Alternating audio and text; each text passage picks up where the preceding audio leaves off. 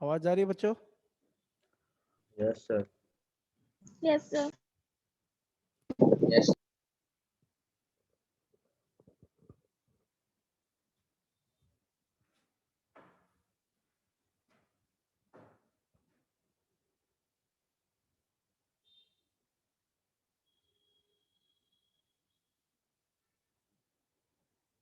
Screen दिख रहा है सबको? Yes sir.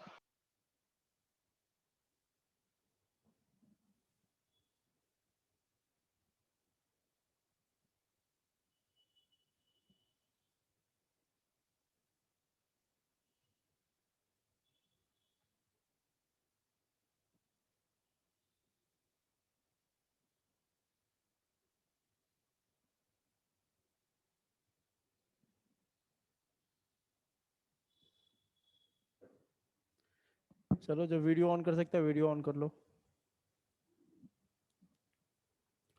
वीडियो ट्राई करो कि सब लोग ऑन ही रखो, तभी मजा आएगा पढ़ने में।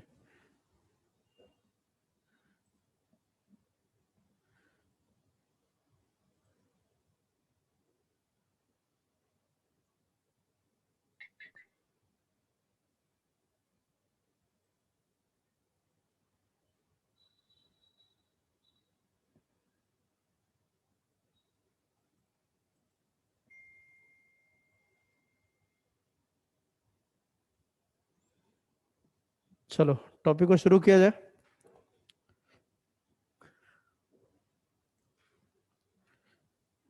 चलो, तो लास्ट लेक्चर में हमने जीवन फेज देखना शुरू करा था, ठीक है? Yes sir. आज का लेक्चर खत्म होते होते अपन जीवन एस G2 तीनों फेज को खत्म करेंगे आज, ठीक है? मतलब आज आपका इंटरफेस sir. खत्म हो जाएगा। नोट्स सबको मिल गया था? Yes sir. कुछ बच्चे का नंबर अभी भी मेरे पास, मैं ग्रुप में देखता हूँ तो कुछ बच्चे हैं जिनका नंबर अभी भी सेव नहीं है मेरे पास, मतलब कि उनके पास नोट्स भी नहीं होगा। तो कौन से बच्चे हैं भाई जिनके पास अभी तक नोट्स नहीं पहुंचे हैं?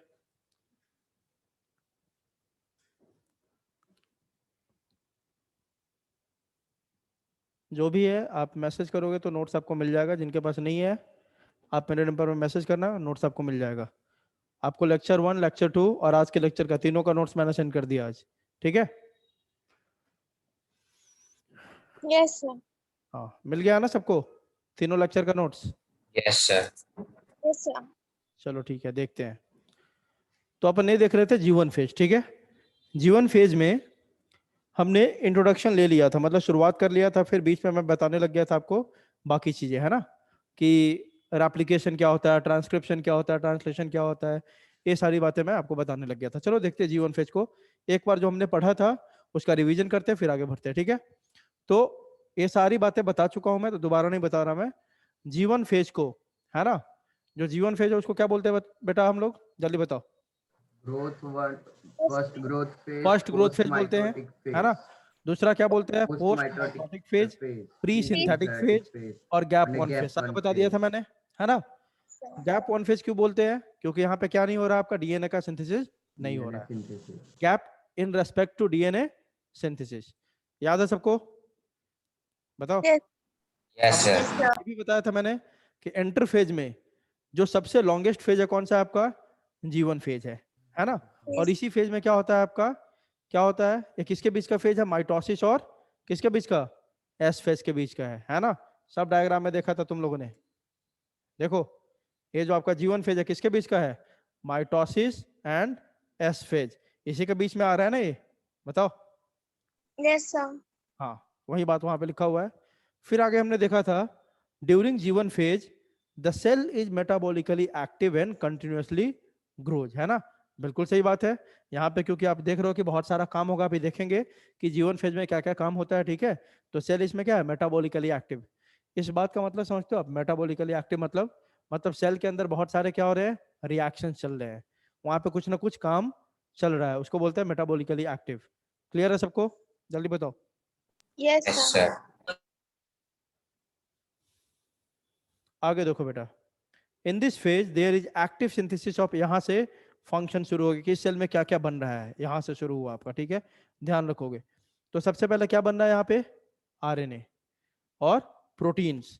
दूसरा मैंने बताया था sales also सिंथेसाइजेज nucleotides, ATP, amino acids etcetera required during the next phase. और यहीं से मैं आपको बताने लग गया था दूसरी दूसरी बातें, है ना, कि group of amino acids is called, क्या बोलते हैं, बहुत सारा अमाइनो एसिड मिल जाता है तो जल्दी बताओ प्रोटीन। क्या बोलते हैं भाई, प्रोटीन। प्रोटीन, है ना। तो अगले फेज में भी प्रोटीन बनना है तो उसके लिए जो रॉ मटेरियल है वो तो पहले तैयार करना होगा ना, दैट इज अमाइनो एसिड। जल्दी बताओ करना होगा यस कि सर। नहीं। दूसरी बात, बहुत सारे न्यूक्लियोटाइड आपस में मिलकर क्या बनाते हैं बेटा, डीएनए। डीएनए। डीएनए। तो अगले फेज में आप जानते हो कि एस फेज में क्या बनता है, एस फेज में क्या बनता है, डीएनए, है ना। तो एस फेज में डीएनए बनेगा तो उसके लिए जो रॉ मटेरियल है, मतलब जिससे डीएनए बनता है, उसको भी जीवन फेज में बनाना होगा कि नहीं बनाना होगा, जल्दी बताओ। Yes sir. Yes sir. हाँ, तो वही सारी बातें लिख दिया हमने। अब देखो कोई भी चीज सिंथेसाइज करना हो, डीएनए की ही नहीं बात कर रहा हूं मैं, किसी भी चीज की बात कर रहा है, कोई चीज आपको बनाने के लिए एनर्जी लगाना होगा कि नहीं लगाना होगा, जल्दी बताओ। Yes sir. अरे कोई भी चीज तुम बनाते हो, होमवर्क करते हो, एनर्जी यूज होता है कि नहीं तुम्हारा, खाना खाते यस हो, सर। एनर्जी यूज होता है कि नहीं तुम्हारा, दौड़ते हो, एनर्जी यूज होता है कि नहीं, लिखते हो, एनर्जी यूज होता है कि नहीं, मैं अभी पढ़ा रहा हूँ, मेरा एनर्जी यूज हो रहा है कि नहीं, हो रहा है कि नहीं, जल्दी बताओ। Yes sir.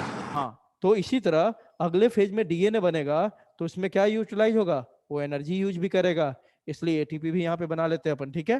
तो इस फेज में अभी तक दो काम क्या मैंने देख लिया हमने, यहाँ पे एक्टिव सिंथेसिस होता है आरएनए का और किसका बेटा, प्रोटीन का। दूसरी बात, यहाँ पे और क्या क्या बनता है, न्यूक्लियोटाइड्स भी बनता है, एटीपी भी बनता है और अमाइनो एसिड्स भी बनता है, क्योंकि इन सब का यूज कहाँ हो रहा है, अगले फेज में। अमाइनो एसिड का यूज किस चीज में होगा, प्रोटीन बनाने में। एटीपी का यूज क्या होगा, ये जो भी चीज बन रहा है प्रोटीन डीएनए सबको बनाने के लिए एटीपी चाहिए। न्यूक्लियोटाइड्स का यूज किसके बनाने के लिए होगा, जल्दी बताओ। डीएनए। डीएनए बनाने के लिए होगा। क्लियर है विश्व पटेल, आ रहा है समझ। Yes sir. चलो ठीक है, आगे देखते हैं। अब देखो जीवन फेज में और क्या क्या काम होता है, सारी बात को याद रखोगे, सारे के सारे इंपॉर्टेंट है। इस मतलब स्लाइड में जो भी पॉइंट्स है, कहां से शुरू हुआ, पूरे स्लाइड आप कुछ भी भूल नहीं सकते हो, ज्यादा कुछ भी नहीं लिखा हुआ है, एक एक बात आपको याद होना चाहिए। पहला क्या लिखा हुआ देखो, most of the cell organelles duplication occurs in this phase. ध्यान रखना, हमारे सेल में जितने भी सेल ऑर्गेनल्स है ना, जितने भी, वहां का most of the cell organelle, अब याद रखना, शुरुआत में एक बात बोली थी, बायो में क्या याद रखना है, लैंग्वेज को भी ध्यान देना है। मैं क्या बोल रहा हूं बेटा, most of the cell organelles, मैं ये बोल रहा हूं क्या, ऑल सेल ऑर्गेनल्स, जल्दी बताओ, नहीं ना, मैं ये तो नहीं बोल रहा कि ऑल सेल ऑर्गेनल्स, मैं बोल रहा हूं most of the cell organelles. मतलब क्या हो गया, इसका मतलब ये है कि कुछ ऐसे भी सेल ऑर्गेनल्स है जो किसी दूसरे फेज में बनते होंगे, तभी तो मैंने ऑल यूज ना करके क्या यूज करा मैंने, most of the cell organelles. Clear है सबको। Yes sir. हाँ, तो इस फेज में मान लो कि 100 सेल ऑर्गेनल्स है, समझाने के लिए बोल रहा हूँ, तो 90-95 यहीं पे बन जाता है, बाकी जो 2-4 बचते हैं ना, वो आगे के फेज में बनते हैं, G2 फेज में। बताऊंगा अभी कौन कौन सा G2 फेज में बनता है। तो most of the cell organelles का जो डबलिंग है, डुप्लीकेशन है, यहीं पे हो जाएगा। अगला, एक बहुत ही इंपॉर्टेंट प्रोटीन का फॉर्मेशन होता है यहाँ पे। इस प्रोटीन का नाम क्या है बेटा, साइक्लिन। क्या नाम है प्रोटीन का, साइक्लिन। साइक्लिन। बहुत इंपॉर्टेंट प्रोटीन है, इसको भूल नहीं सकते। क्यों, क्योंकि ये साइक्लिन प्रोटीन ना, एक एंजाइम अभी देखेंगे आगे हम, उसका नाम है प्रोटीन काइनेज। क्या नाम है बेटा, प्रोटीन काइनेज। ये बात जानते हो ना, जिसके लास्ट में ASE लग गया, इसका मतलब वो क्या है, वो क्या है इसका मतलब बेटा, एंजाइम। दिख रहा है सबको क्या लिखा हुआ है, जल्दी बताओ, दिख रहा है ना। हाँ, तो देखो बेटा क्या बता रहा हूं, ये सब देखो बेसिक कॉन्सेप्ट बनाते जाओ। जिसके लास्ट में बेटा ASE लगा होगा, जैसे देखो ना, लिख देता हूं, प्रोटीएज, लाइपेज, है ना, आ रही बात समझ, माल्टेज, जिसके भी लास्ट में ASE लगा रहेगा वो क्या है बेटा, क्या है वो, एंजाइम। एंजाइम्स है, ठीक है। तो देखो अभी साइक्लिन की बात कर रहे थे हम लोग, ठीक है, कि साइक्लिन क्या करता है। देखो आप, ये जो साइक्लिन है ना, यह बहुत इंपॉर्टेंट प्रोटीन है, जिसका फॉर्मेशन किस फेज में होता है, जल्दी से बता दो।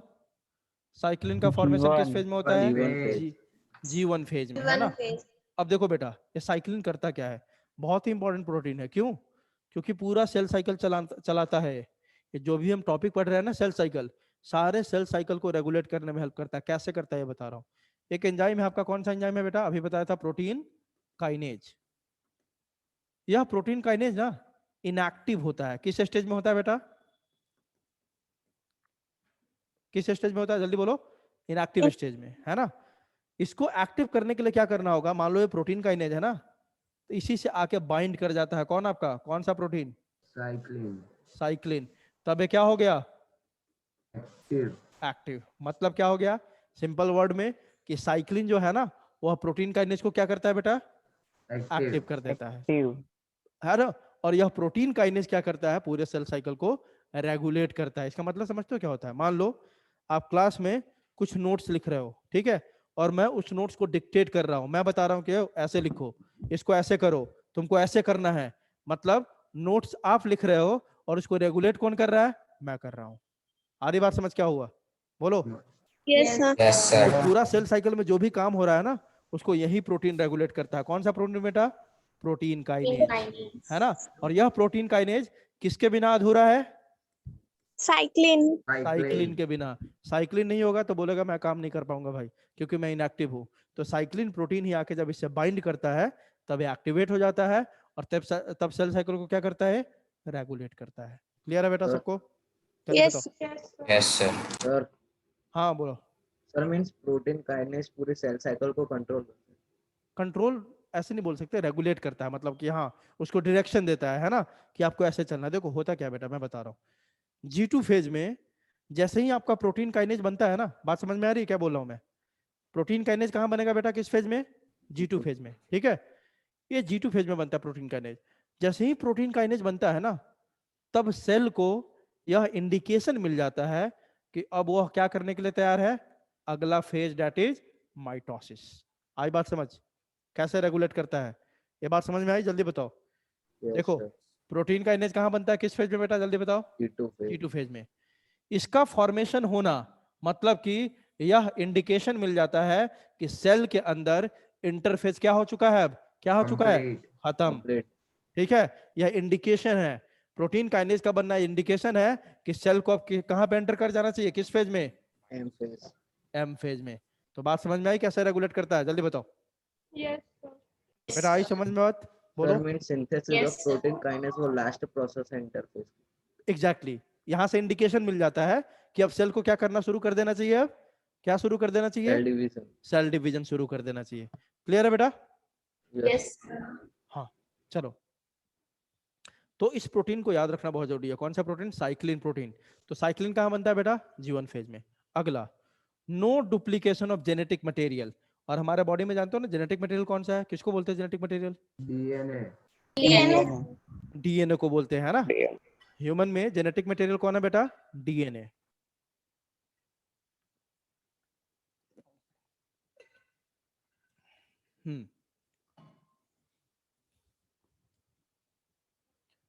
जेनेटिक मटेरियल का मतलब समझते हो क्या होता है, यस सर। जो एक जनरेशन से दूसरे जनरेशन में पास हो। आपके डैड से आप में क्या पास होता है बेटा, डीएनए। आपके मॉम से आप में क्या पास होता है, डीएनए। तो इसीलिए इसको बोलते हैं जेनेटिक मटेरियल, है ना, कि जनरेशन बाय जनरेशन में पास होता है। मेरे डैड मेरे मम्मी से मेरे में आया, अब मेरा मेरे बच्चे में जाएगा, उसका उसके बच्चे में जाएगा, इसी तरह सीक्वेंस चलता है। ठीक है, क्लियर है बेटा, है ना। इसीलिए इसको क्या बोलते हैं अपन, जेनेटिक मटेरियल बोलते हैं। तो यहाँ पे देखो इस फेज में डीएनए बिल्कुल भी रेप्लिकेट नहीं करता, मतलब यहाँ पे no change in DNA amount. मान लो कि एक सेल जीवन से पहले बात समझना, एक सेल में जीवन से पहले कितना अमाउंट ऑफ डीएनए था, कितना, देखो तो क्या लिखा मैंने, जल्दी बोलो बेटा, 2C।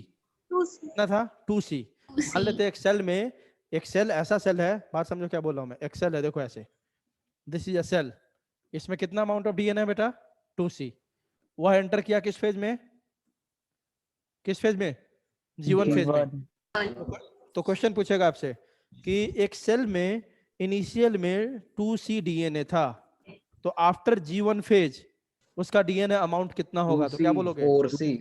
क्या बोलोगे, 4C। 2C। 2C.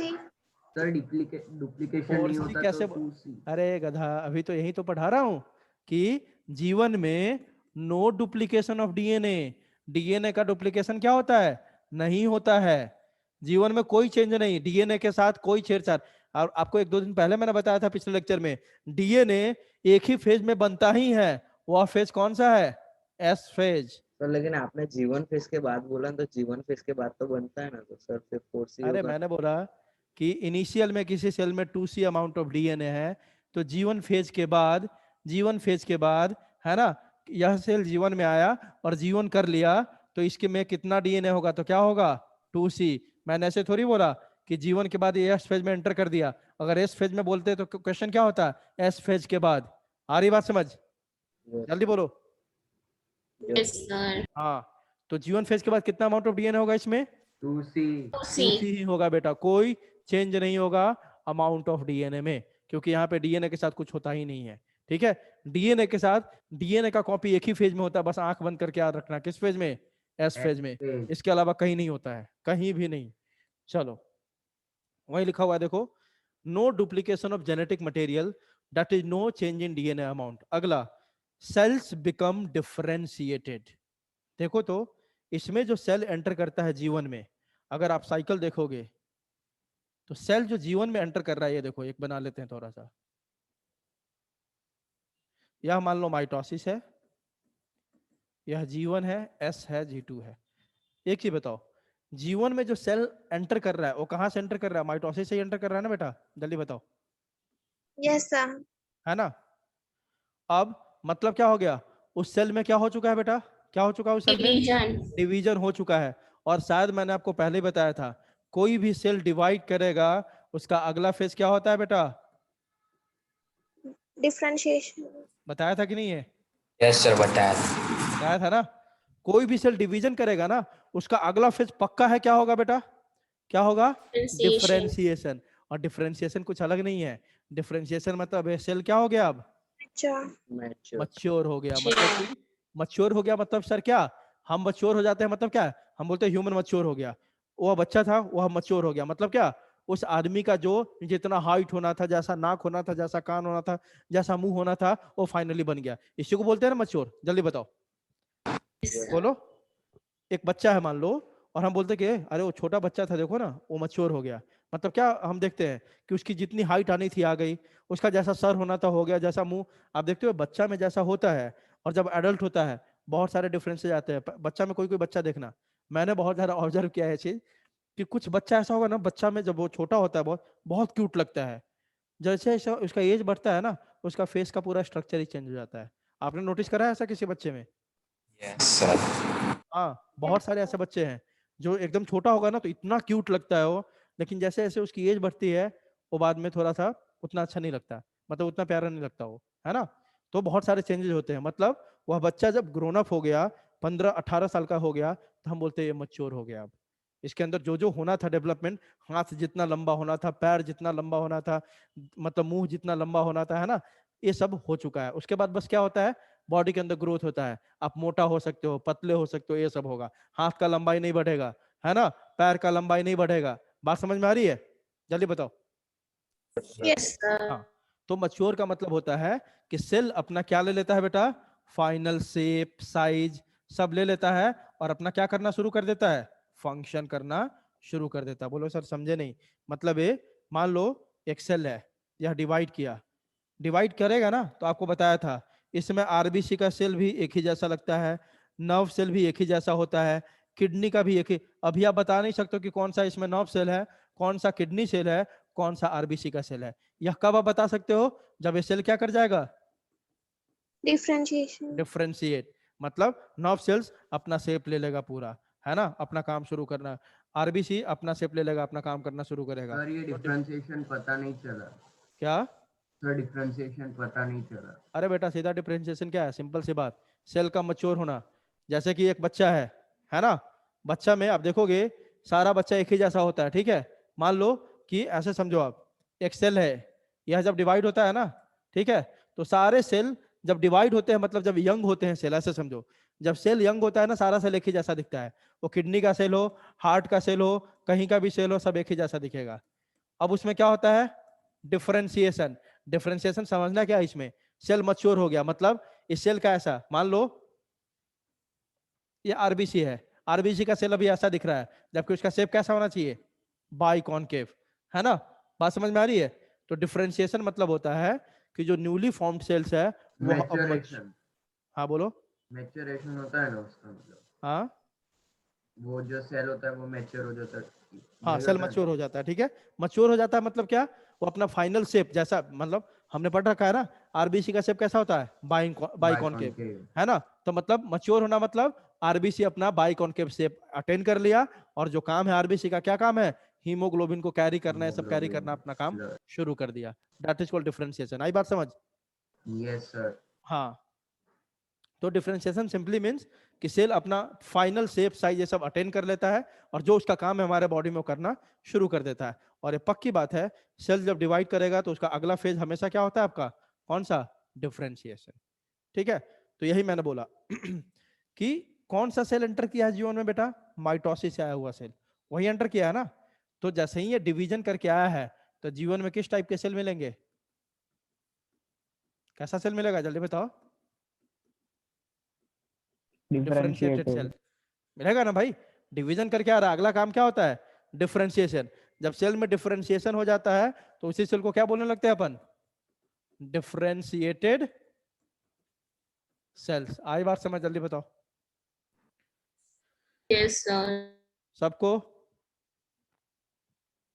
Yes, बोलो, sir. जिसको डिफरेंशिएशन नहीं समझ में आएगा बस इतना समझ लेना। एक छोटा सा बच्चा है, वो मच्योर हो गया, एक सेल छोटा, जब यंग सेल है, यंग सेल जब मच्योर हो गया, उसी प्रोसेस को बोलते हैं डिफरेंशिएशन। और दूसरी बात, डिफरेंशिएशन मींस सेल अपना फाइनल शेप साइज ले लिया और अपना फंक्शन करना शुरू किया, दैट इज डिफरेंशिएशन। तो यहाँ पे डिवीजन हो चुका है माइटोसिस में ऑलरेडी, और डिवीजन के बाद मैंने अभी बताया, डिवीजन के बाद सबसे पहला प्रोसेस क्या होगा सेल में? क्या होगा? Differentiation. डिफरेंशिएशन। इसीलिए जीवन के अंदर जो सेल होंगे कैसे सेल होंगे? Differentiated cell. Differentiated cell. चलो, वही बात लिखा हुआ है कि सेल्स बिकम डिफरेंशिएटेड। जीवन में जैसे ही सेल आता है क्या हो जाता हो? डिफरेंशिएटेड, मतलब मच्योर हो जाता है। मेटाबॉलिक रेट इज हाई, बिल्कुल सही बात है। यहाँ पे बहुत सारा सिंथेसिस हो रहा है, आरएनए बन रहा है, प्रोटीन बन रहा है, बन रहा है कि नहीं? जल्दी बताओ। आरएनए, प्रोटीन सब बन रहा है ना यहाँ पे? बोलो। Most of the Yes, cell, sir. Most of the cell organ का डुप्लीकेशन चल रहा है, साइक्लिन प्रोटीन बन रहा है ना, सेल का डिफरेंशिएशन चल रहा है। तो पक्की बात है इस फेज का मेटाबॉलिक रेट क्या होगा? बहुत ज्यादा हाई होगा। होगा कि नहीं? जल्दी बताओ। Yes, sir.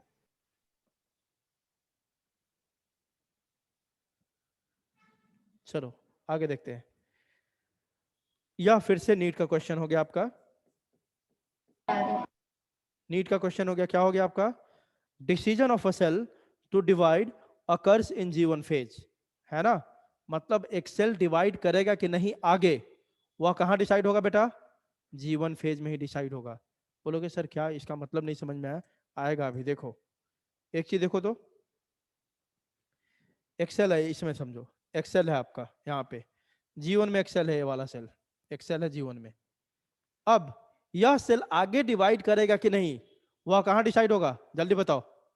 G1 में। कैसे डिसाइड होगा G1 में सर? सर ऐसे कैसे बोल रहे हैं? बता रहा हूं ना। लेकिन अगर उसके बाद अगर जीवन सुनो, फिर सुनते पहले सुनो, अगर यह सेल डिवाइड नहीं करना चाहता है तो इस सेल साइकिल से बाहर निकल जाएगा एक अगले फेज में, दैट इज कॉल्ड G0। आ रही बात समझ? जल्दी बोलो, बात समझो। मान लो एक Yes. सेल में, एक सेल बट वो डिवाइड किया, सेल डिसाइड कैसे माइटोसिस करता हुआ, है? वह एंटर किया अब G1 में। अब G1 में आने के बाद वह आगे साइकिल का हिस्सा रहना चाहता है, नहीं रहना चाहता है, वो कहां डिसाइड होगा बेटा? G1 में। अगर यह डिवाइड होना चाहता है तो फिर वही रास्ता फॉलो करेगा। ये सेल यहां से कहां एंटर करेगा बेटा? एस फेज में। एस फेज से कहां जाएगा? G2 में। G2 से फिर क्या होगा इसका? माइटोसिस। फिर कहां आ गया है? G1 में। फिर कहां आएगा? एस में। फिर G2, फिर माइटोसिस, फिर G1, ऐसे करके डिवाइड करता रहेगा। अब G1 में आने के बाद मान लो अब इसको डिवाइड नहीं करना है आगे, या अब क्या बोल रहा है कि नहीं भाई अब मैं डिवाइड नहीं करना चाहता, तब ये G1 फेज से बाहर निकल के एक दूसरा फेज में एंटर कर जाता है। उस फेज को क्या बोलते हैं बेटा? क्या बोलते हैं? G0। G0 Not phase. Sir पर ऐसा कैसे हो सकता है? कोई भी सेल डिवाइड कैसे नहीं हो सकता? कोई भी सेल डिवाइड कैसे नहीं हो सकता? सर आपने बोला ना कि जो सेल को डिवाइड नहीं होना होगा वो निकल जाएगा, बिल्कुल निकल जाएगा बेटा। तो ऐसे कैसे हो सकता है? हर सेल डिवाइड होता है ना। अरे बाप रे, देखो ये सिखा रही है मेरे को बेटा। अभी सीखो, कॉन्सेप्ट बनाओ। आपके स्किन सेल जो है ना, स्किन सेल है ना, बात समझ में आ रही है? वो स्किन सेल क्या हमेशा डिवाइड हो रहा है? स्किन सेल अगर हमेशा डिवाइड होगा ना तो मांस का लुथरा बन जाएगा तुम्हारे बॉडी पे, आ रही बात समझ? बोलो। Yes sir. स्किन सेल कब डिवाइड होता है बेटा? जब आपका स्किन छिल जाए तब वह सेल बस डिवाइड होता है, नहीं तो अब हमारे बॉडी में स्किन की जरूरत नहीं है। बात समझ में आ रही है? बोलो। समझाता हूँ अभी क्या होता है, सुनो। सेल कहाँ चला गया? सेल कहाँ चला गया बेटा? जी नॉट फेज में। अब मान लो जी नॉट फेज में चला गया।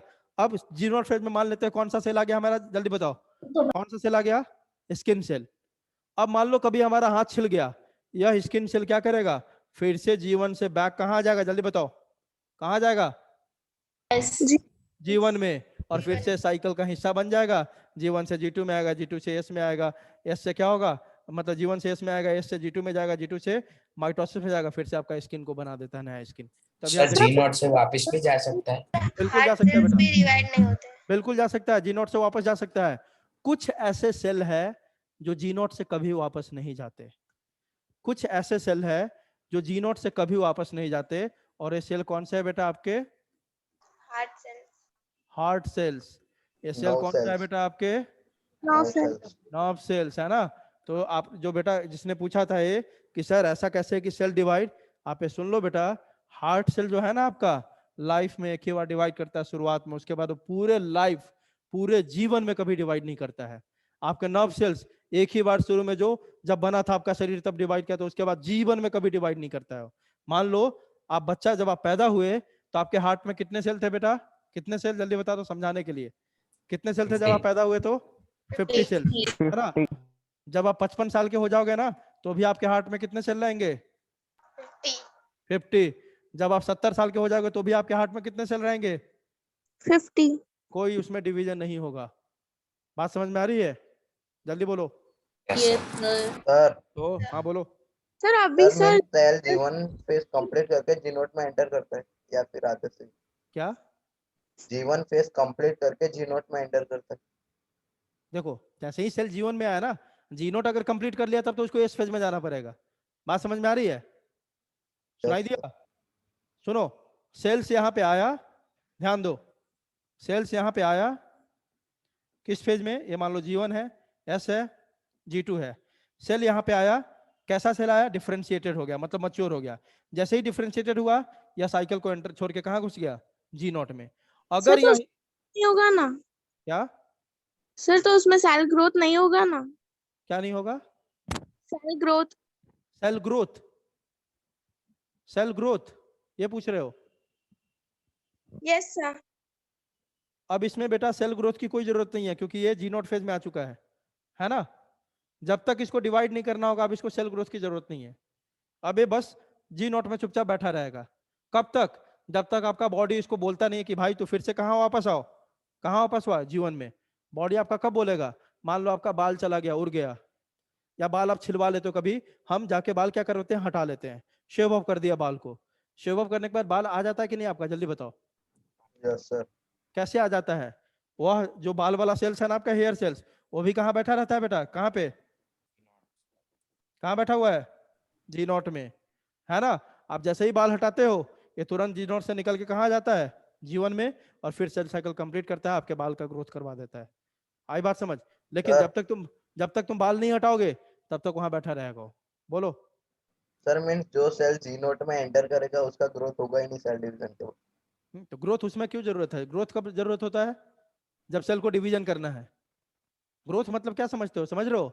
सब कुछ का डुप्लीकेशन करना, सारा सामान बना के रखना अपने बॉडी में। तो ग्रोथ कब करेगा? जब डिवाइड करना होगा तब ना। जब डिवाइड ही नहीं करना है तो फालतू का एनर्जी क्यों खराब करेगा?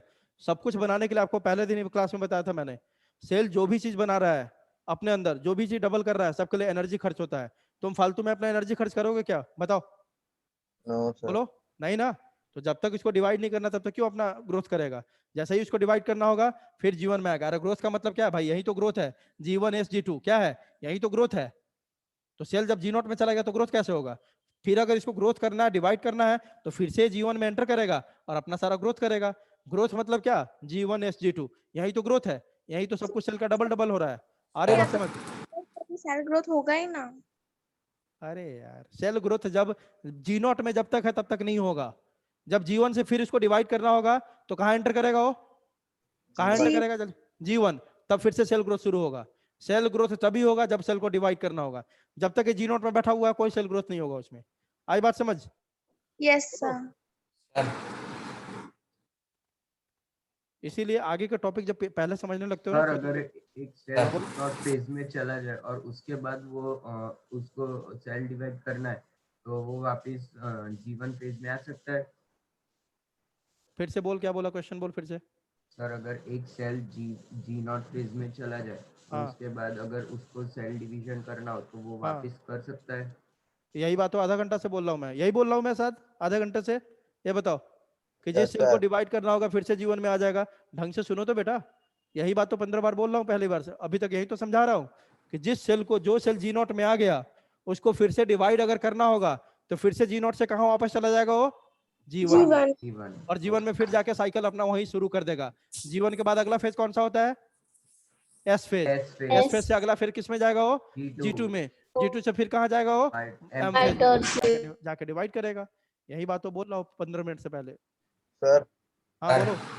सर जब जी नोट वाला सेल जब जीवन में एंटर करेगा तब वो सेल डिवीजन के बाद जो सेल एंटर करता है वो सेम कंडीशन ही होती है ना? फिर से बोलो क्वेश्चन बेटा। सर मीन्स जी नोट, जो सेल जी नोट में एंटर कर चुका है वो बाद में फिर जीवन में एंटर करेगा तो सर उसकी सेल साइकिल शुरू से स्टार्ट करनी पड़ेगी ना सर उसको? हाँ तो फिर से स्टार्ट करेगा ना, सब कुछ फिर से बनाएगा वो। जीवन में जैसे ही गया तो जीवन में जो भी काम हो रहा था ना, RNA synthesis, cell organelle duplication, cyclin protein synthesis, सब करेगा ना वो, सब फिर से शुरू करेगा वो। आ रही बात समझ? Yes sir. हाँ सर हाँ बोलो। सर आपने कहा ना कि हाँ मतलब हेयर ग्रोथ होता है तो हम कटवाते तो वो वापस से आ जाता है, पर हेयर तो ग्रोथ होते ही रहते हैं, तो फिर उसमें उसको फेज में जाने की क्या जरूरत है? क्या जी हेयर नॉट ग्रोथ में। होते रहते हैं बेटा? हेयर ग्रोथ क्या है? बहुत ही कैसा प्रोसेस है? कैसा प्रोसेस है बताओ? बहुत ही स्लो प्रोसेस है। ये जो फॉलिकल्स, हेयर फॉलिकल्स होते हैं ना, ऑलरेडी जो पहले से प्रेजेंट होगा ना वो ग्रो करवाते रहता है। वहां पे बात किसकी हो रही है? मान लो कि आपने हेड को पूरी तरह से शेव ऑफ कर लिया, मतलब फिर से बाल को ग्रो करना है पूरी तरह से, है ना? तो सेल कहाँ बैठा होता है? क्योंकि जैसे तुम्हारा बाल अभी मान लो मेरा छोटा है, मैं अगर 1 साल छोड़ दूं तो ये लंबे हो जाएंगे, लेकिन लंबे होंगे तो उसके लिए ऑलरेडी यहाँ पे फॉलिकल्स प्रेजेंट है। आ रही बात समझ? वही फॉलिकल्स यस। उसका ग्रो करवा रहा है। लेकिन जब मैं बाल हटाऊंगा तब आप देखते हो 6 महीने लग जाते हैं बाल आने में, लग जाते हैं ना? तब कौन सा सेल करवाता है? जी नोट में जो सारा बैठा हुआ निकलेगा और आपका बाल का ग्रोथ करवाना शुरू करेगा। आई बात समझ? बोलो। Yes sir. देखो बेटा, लॉजिकल क्वेश्चन पूछो जिससे नीट में क्वेश्चन बने, ठीक है? हाँ, मतलब ऐसे अंधे बंदे, मतलब सोच समझ के थोड़ा। कुछ भी क्वेश्चन पूछने से क्या होगा कि क्लास डेविएट होता है। चलो आगे देखते हैं इसमें। तो बेसिक समझो पहले। पहले तुम लोग का क्या है ना कि टॉपिक अभी खत्म नहीं होता, क्वेश्चन पूछते हो तो आधा ज्ञान वाला क्वेश्चन होता है बेटा वो। तो एक बार टॉपिक खत्म हो जाए तब पूछो, तब थोड़ा लॉजिकल क्वेश्चन आएगा आपकी तरफ से। देखो आप, जीवन तो, हाँ ये समझा रहा था मैं कि जिस सेल को, हमारा टॉपिक चल रहा था कि जिस सेल को भी डिवाइड करना है आगे अगर, है ना, तो इसका डिसीजन किस फेज में होगा बेटा? इसका डिसीजन किस फेज में होगा? जीवन फेज जीवन में, फेज। है ना? कैसे? हाँ सर, माइटोसिस में जो सेल था वह सेल एंटर किया कहाँ पे? जीवन में। अब जीवन में कैसा सेल हो गया? ये डिफरेंशिएटेड। अब अगर इसको आगे डिवाइड करना है तो ये किस फेज में एंटर करेगा ये सेल? S phase. अगर डिवाइड करना है तो फिर अगला किस में जाएगा? स्पेस। G2। G2 में। फिर इसका क्या हो जाएगा? डिवीजन होगा। ये चलता रहेगा, जिस सेल को डिवाइड करना है ये साइकिल कंप्लीट करता रहेगा। फिर माइटोसिस से कहाँ एंटर करेगा? जीवन में। फिर जीवन से कहाँ जाएगा? इसमें। ये करता रहेगा। कहानी किसकी हो रही है? मान लो जो सेल माइटोसिस के बाद जीवन में आया और वह अब आगे डिवाइड नहीं करना चाहता है, वह बोला कि भाई अब मेरे को डिवाइड नहीं करना है, तब यह सेल कैसा होगा? जीवन से निकल के कहाँ घुस जाएगा बेटा? जी नॉट में, है ना? आई बात समझ? बोलो यस बोलो। सर। अब देखो, ये जी नोट में कब तक बैठा रहेगा? जब तक हमारे बॉडी को इसकी जरूरत नहीं है। अभी बताया जैसे स्किन सेल है, अब जब तक हमारा स्किन एकदम बराबर है तब तक ये जी नोट में बैठा रहेगा। जैसे ही देखा कि भाई इंजरी हो गई, इनकी स्किन चली गई, ये तुरंत जी नोट में से कहाँ एंटर कर जाएगा? कहाँ एंटर करेगा? जीवन में। और फिर जो सारा काम हो रहा था फिर से करना शुरू कर देगा। आरएनए बनाएगा पहले, फिर अपना सारा ऑर्गेनल डुप्लीकेट करेगा, मतलब जो भी काम जीवन में हो रहा था सब काम करेगा। फिर जब वो काम खत्म हो जाएगा तब कहाँ एंटर करेगा? ये एस फेज में। फिर एस फेज वाला काम करेगा अपना, फिर G2 में आएगा, G2 वाला काम करेगा, फिर वो डिवाइड करेगा और न्यू स्किन सेल बनाएगा, तब आपका स्किन नया आ जाएगा। आई बात समझ? जल्दी बताओ, बोलो। सर हाँ बोलो।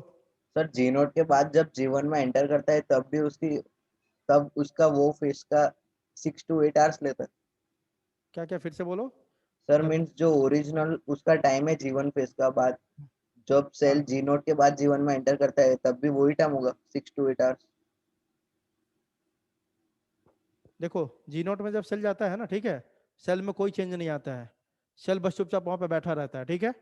जैसे ही वो जीवन में आएगा, जैसे गया था वैसा ही वापस आएगा। आ रही बात समझ? यस सर, बाद में जीवन में आने के बाद उसका टाइम ड्यूरेशन क्या होगा जीवन फेस का? जो नॉर्मली होता है वही होगा? पूरा नॉर्मल यार, वही फिर से उस पूरा साइकिल। जी नोट में जीवन में जैसे ही आया, तो जैसे बाकी सेल आ रहा है पूरा काम वही करेगा वो, कोई चेंज नहीं आएगा उसमें, ठीक है। Yes sir. वही तो बताया अभी कि जीवन में आएगा वो पूरा काम करेगा जो जो जीवन में हो रहा है, फिर पूरा काम करेगा इस फेज में जो जो हो रहा है, फिर पूरा काम करेगा G2 में जो जो हो रहा है, फिर पूरा काम करेगा किस में, M फेज में। जो एक नया सेल करता सारा काम वो करेगा फिर से, ठीक है। क्लियर है? डन। हाँ बोलो। Done sir done. चलो ठीक है। तो एक सेल डिवाइड करेगा या नहीं करेगा आगे, वो कहां पे डिसाइड होता है, किस फेज में? क्वेश्चन पूछेगा तो क्या बताओगे, जल्दी बोलो। जीवन फेज में, जीवन फेज। है ना। If a cell does not want to divide, it will enter into G naught phase, या G naught phase का एक और नाम है क्या आपका, क्यूसेंट फेज। G naught का दूसरा नाम क्या है, जल्दी बताओ। Quotient phase. क्लियर है सबको?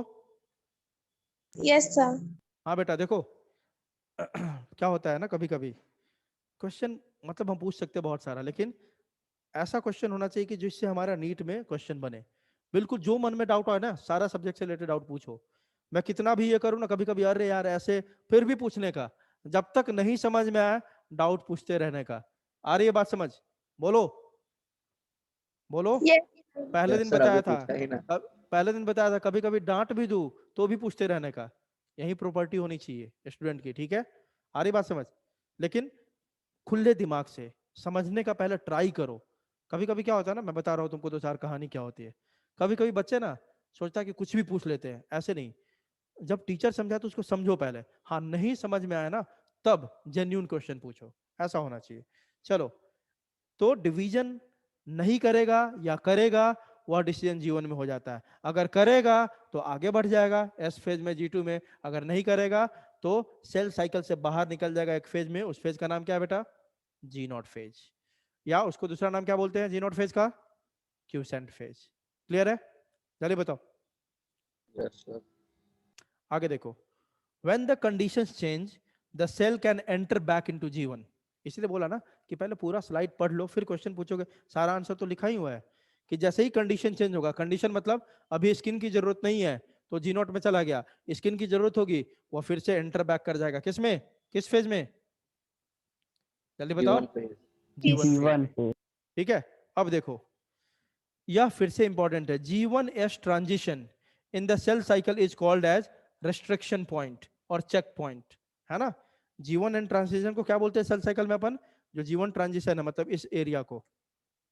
एक मिनट, ये देखो, ध्यान देना यहाँ पे। ये देखो बेटा, यहाँ देखो, ये G1 है और यहाँ पे S1 यहाँ से शुरू हो रहा है, दिख रहा है? यही से S1 शुरू हो रहा है, जल्दी बताओ। S यहाँ से शुरू हो रहा है, G1 है। इस पॉइंट को अपन क्या बोलते हैं बेटा, ये जो जंक्शन है इसको बोलते हैं अपन क्या, G1S ट्रांजिशन फेज या ट्रांजिशन पॉइंट या चेक पॉइंट। बात समझ में आ रही है क्या बोला हूं मैं? किसके जंक्शन को, G1 जहां पे खत्म हो रहा है और S जहां से शुरू हो रहा है, इस एरिया को क्या बोलते हैं बेटा, इस एरिया को G1S चेक पॉइंट। क्योंकि देखो ना G1 भी है और S भी है, दोनों का एकदम जहां पे बॉर्डर है उसको बोल रहे हैं G1S चेक पॉइंट। बोले सर चेक पॉइंट क्या होता है? मान लो आप स्कूल में आपने एडमिशन लिया, आप जब एंट्री करते हो तो मान लो बाहर में गार्ड बैठा हुआ है, तो सबका यह चेक करता है कि नहीं, क्या आईडी, जल्दी बोलो, चेक करता है ना। I card. Yes sir. वही आईडी बोल रहा हूँ, आइडेंटिटी कार्ड आपका चेक करेगा, उस पर चेक करेगा कि सही नाम है कि नहीं, इसी स्कूल का है कि नहीं, इसका फोटो सही है कि नहीं। तो आप देखो आप क्या हुआ, जीवन में बहुत सारा काम चल रहा था, जल्दी बताओ। आरएनए बन रहा था, प्रोटीन बन रहा था, है ना, सेल ऑर्गेनल का डुप्लीकेशन हो रहा था, साइक्लिन प्रोटीन हो रहा था, सब हो रहा था। अब यह G1S चेक पॉइंट क्या करेगा, अब देखो सेल अब G1 से कहां एंटर करने वाला है बेटा, जल्दी बताओ। G1 से कहां एंटर करने वाला है, S फेज में, है ना। तो ये जो चेक पॉइंट है ना यहाँ पे बॉर्डर पे, यह चेक करेगा कि जीवन में जो जो काम होना था सब काम 100% अच्छे से हो गया है कि नहीं। नहीं होगा तो उस सेल को यह आगे नहीं बढ़ने देगा, क्या बोलेगा, भाई वापस जा जीवन में ही और पहले अपना काम पूरी तरह से करके आओ। आई बात समझ, जल्दी बताओ, जल्दी बोलो। यस। हाँ, तो चेक पॉइंट का काम क्या है, यह चेक करेगा यहाँ पे कि जीवन में जो जो काम हुआ होना था, आरएनए बनना था, प्रोटीन बनना था, सब कुछ बना कि नहीं। मान लो सब कुछ बन गया और जीवन में आपने पढ़ा था अभी कि इसमें एक और प्रोटीन बनता है, कौन सा प्रोटीन, साइक्लिन बनता है ना, जल्दी बोलो। Yes sir. जीवन, हाँ, तो देखा ये चेक पॉइंट पे क्या चेक किया है, क्या बोला, हाँ इसमें सब कुछ तो बन गया है लेकिन ये साइक्लिन प्रोटीन तो बनाया नहीं अभी तक। तो ये क्या करेगा, भाई सेल तुमको हम आगे नहीं जाने देंगे, तुमको यहीं से वापस जाना होगा, पहले जाओ साइक्लिन प्रोटीन बनाओ तब फिर से आओ। आई बात समझ, जल्दी बताओ, बोलो। इफ ऐसा होगा तो सेल साइकिल का ड्यूरेशन बढ़ जाएगा ना फिर? क्या, इफ ऐसा होगा तो फिर सेल साइकिल का ड्यूरेशन बढ़ जाएगा? क्यों बढ़ जाएगा, तुम ऐसा क्यों सोचते हो कि इसमें एक ही सेल काम कर रहा है, इसमें लाखों सेल एक साथ डिवाइड हो रहे हैं। बात समझ में आ रही है, समझ रहे हो बात, अब लाखों सेल डिवाइड हो रहा है, ठीक है, एक सेल को वापस किया दूसरा आएगा, ठीक है, लेकिन देखो ऐसा बहुत कम होता है। अगर ऐसा हो गया ना, यह चेक पॉइंट अगर फेल हो गया ना और सेल गलती से कहीं यहाँ पे एंटर कर गया तो वहीं आपको म्यूटेशन हो जाता है, तब बीमारी होती है। आ रही बात समझ, जल्दी बताओ। कोई सर ड्यूरेशन नहीं बढ़ेगा, ड्यूरेशन क्यों बढ़ेगा, वहां पे लाखों सेल है बेटा, वह सेल वापस आया ना, बाकी सेल तो आगे बढ़ते जाएंगे ना, जल्दी बताओ, बोलो।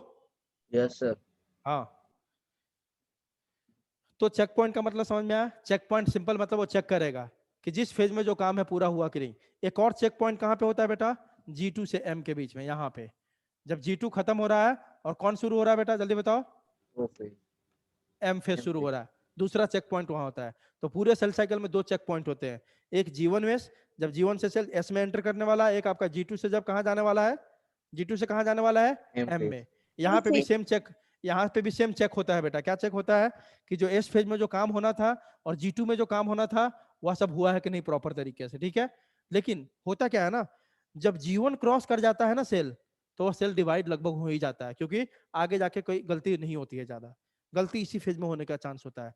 लेकिन गलती होने के चांसेस पूरे सेल साइकिल में क्या है बेटा, कैसा है, रेयर, रेयर। गल बहुत मिनिमम है कि कभी गलती हो जाए, तभी किसी किसी में म्यूटेशन हो जाता है, नहीं तो बहुत तेजी से काम चल रहा है फिर भी कोई गलती यहाँ पे नहीं होती है, बहुत एक्यूरेसी के साथ काम होता है।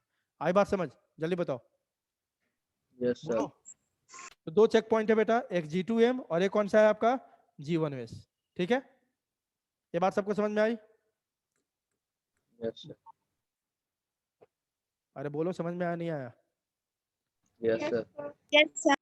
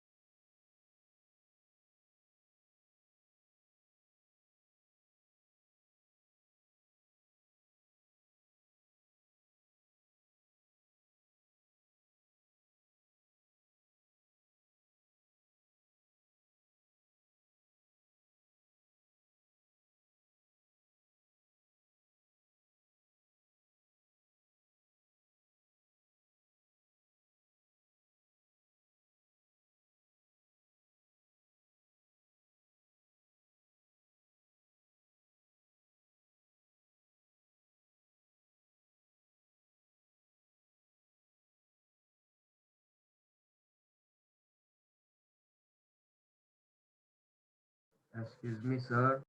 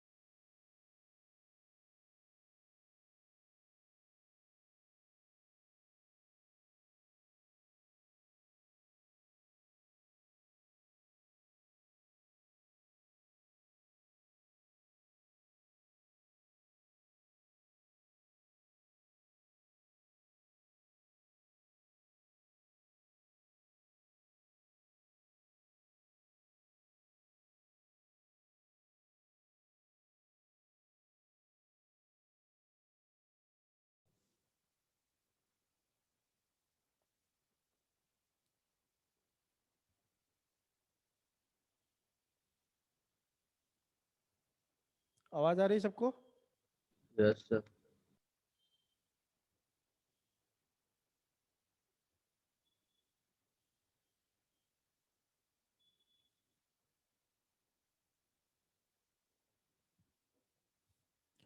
चलो बेटा, इतनी बार समझ में आ गई सबको? यस जल्दी बताओ। हाँ, तो दो चेक पॉइंट हो गए, कहाँ कहाँ पे हैं? एक कौन सा है चेक पॉइंट, जल्दी बता दो। एक कौन सा है बेटा? G1S। G1S है ना? Check point. हाँ, एक G1S चेक पॉइंट है जिसको रिस्ट्रिक्शन G2M। पॉइंट भी बोलते हैं। और एक कौन सा है बेटा? G2M। G2M। G2M। ठीक है। और चेक पॉइंट का मतलब समझ गया आप? वह चेक करेगा कि उससे पीछे का जो फेज था उसमें सारा काम प्रॉपर तरीके से हुआ है कि नहीं हुआ है। ठीक है, क्लियर है? अब आगे देखो, वही लिखा हुआ G1S transition in the cell cycle is called as restriction point और चेक पॉइंट। ठीक है, this is the major check point. Main check point कौन है बेटा? अगर पूछ ले इन दोनों में मेन चेक पॉइंट कौन है तो क्या बोलोगे? G1S, G1S। है ना? G2M को माइनर चेक पॉइंट बोलते हैं, छोटा सा। मेन चेक पॉइंट कौन है आपका? G1S phase. Once the cell, ये देखो फिर से लाइन बहुत जरूरी है, once the cell crosses the check point it is destined to complete cell cycle. जैसे ही सेल अगर इन चेक पॉइंट को क्रॉस कर लिया, मतलब पक्की बात है, वो क्या करेगा बेटा? उसको सेल डिवीजन करना ही होगा।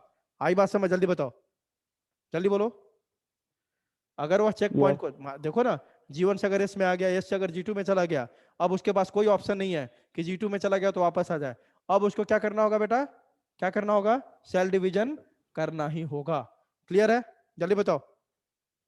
Yes sir। Another minor check point is G2M transition. पहले ही बता दिया। एक और छोटा सा ट्रांजिशन होता है, एक चेक पॉइंट होता है जिसको क्या बोलते हैं अपन? G2M ट्रांजिशन या G2M रिस्ट्रिक्शन पॉइंट या G2M चेक पॉइंट। ठीक है, अब देखो समरी, जो हमने पढ़ा ना उसको अब 2 मिनट में याद करेंगे, जितना पढ़ा हमने जीवन फेज में। तुम लोग खुद बोलते जाओगे। चलो, सबसे पहली बात, जीवन फेज में क्या होता है बेटा? ट्रांसक्रिप्शन होता है कि नहीं? जल्दी बताओ। Yes sir. Transcription means formation of RNA. तो यहीं पे आप जानते हो ना 3 टाइप के आरएनए होते हैं, सबको पता है? Yes sir. mRNA full form क्या होता है? Messenger RNA. Messenger RNA. Transfer RNA. tRNA का फुल फॉर्म क्या होता है? Transfer RNA. Transfer RNA. Right. और आरआरएनए का क्या होता है बेटा? Ribosomal RNA. क्या होता है?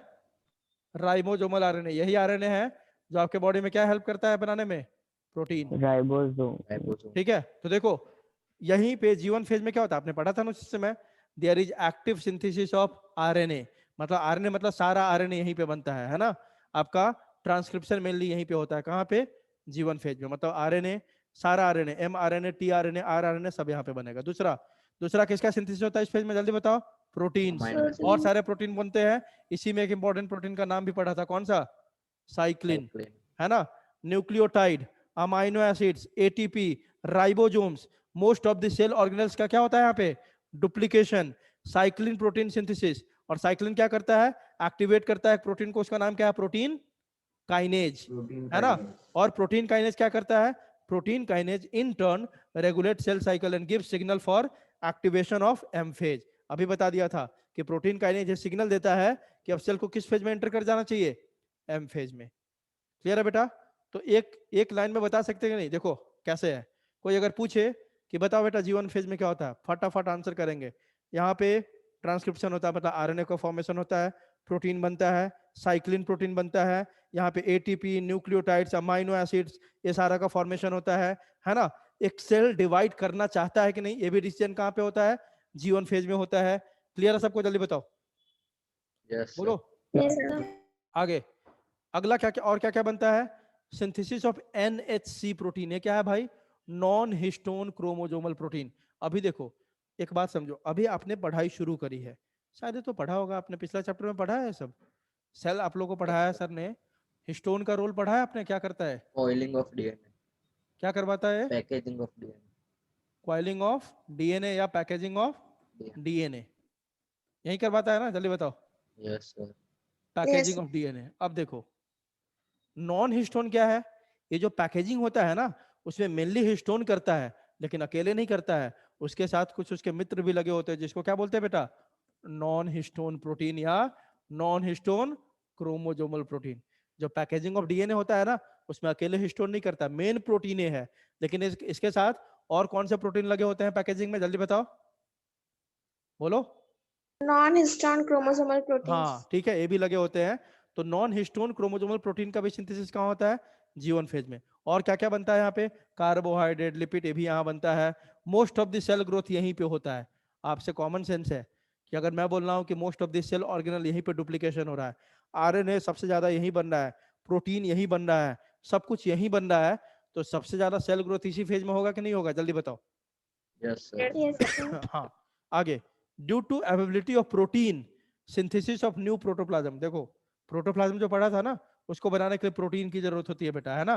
तो क्योंकि यहाँ पे प्रोटीन तो खूब भर भर के बन रहा है, इसीलिए खूब ज्यादा प्रोटोप्लाज्म का भी फॉर्मेशन होता है इस फेज में। और इसी कारण सेल मान लो ऐसा था ना, तो सेल का साइज पूरा बड़ा होने लगता है, क्योंकि खूब प्रोटोप्लाज्म का भी फॉर्मेशन होता है इस फेज में। वही लिख रहा है, due to availability of protein synthesis of new protoplasm takes place in cell and it starts growing in size. ठीक है, cell growth maximum in G1 phase. कोई पूछे कि सेल ग्रोथ G1 फेज में या S फेज में या G2 phase में, इन तीनों में से सबसे ज्यादा सेल ग्रोथ किस फेज में होता है, तो क्या बोलोगे, क्या G1 बोलोगे, G1 phase. G1 फेज में। तो ये हो गया G1 फेज का समरी पूरा। अब अगर इसके बाद भी तुम लोग नहीं बता पाते हो, तो फिर ये कंप्लीट बात है भाई कि कोई टीचर आपको नहीं समझा सकता फिर, है ना। क्योंकि ये सारा एकदम क्रिस्टल क्लियर लिखा हुआ है कि इस फेज में क्या क्या होगा। कोई पूछेगा बता दोगे, जल्दी जल्दी बोलो।